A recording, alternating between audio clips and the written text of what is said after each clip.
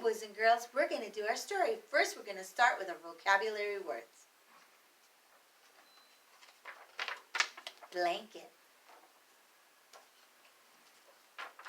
sugar,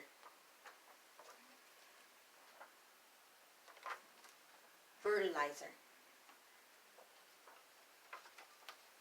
grow, pumpkin, jack-o'-lantern. Okay, this is our title, The Biggest Pumpkin Ever, by Stephen Kroll and illustrated by Jenny Bassett. Stephen Kroll is the one that writes the words to the story, and Jenny Bassett is the one that draws or paints the beautiful pictures. Here's our front cover, our back cover, and our spine so the pages won't fall out. Mr. O'Seal left you off on this page, and now Ms.Lisa is going to start with this page. A week later, Clayton noticed the pumpkin was bigger than the family car. During the day, everyone he knew came by to admire it, and at night, all the field mice gathered round to do the same. By now, summer was almost over. In a week, the pumpkin would be full grown and start turning yellowish and then orange. A few weeks after that, it would be ripe and ready for the pumpkin contest. Clayton could hardly wait. The pumpkin was growing so fast, it would be larger than his house. Then he had a terrible thought. If the pumpkin was so big, how could he get it to the contest? It wouldn't fit in his red wagon, and it wouldn't even fit in a truck. Clayton decided to worry about this when the time came. That night, the weather grew colder. Thinking there might be an early frost, Clayton rushed out to the pumpkin with his blanket. One was not enough. Soon he was rushing back and forth, carrying all the blankets from his house. As he worked, he hummed a little song, and as he hummed, he heard someone else singing. He also began to realize that someone else was covering the pumpkin with blankets.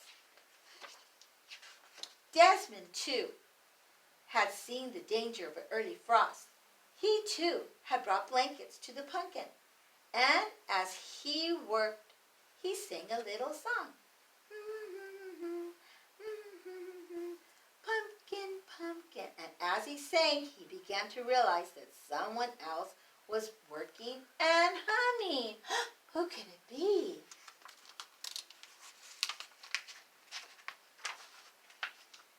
Clayton stopped humming. He put down his pile of blankets and peered around the corner of the pumpkin. Desmond stopped singing. He put down his blankets and peered around the corner of the pumpkin. The two of them bumped heads and fell down. "You've been feeding the pumpkin," said Clayton. "You've been feeding the pumpkin," said Desmond. "That's why it got so big," said Clayton.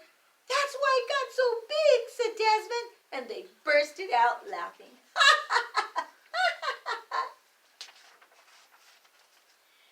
When everything had been explained, Clayton said, "I know I'll win the contest if I can get the pumpkin to town."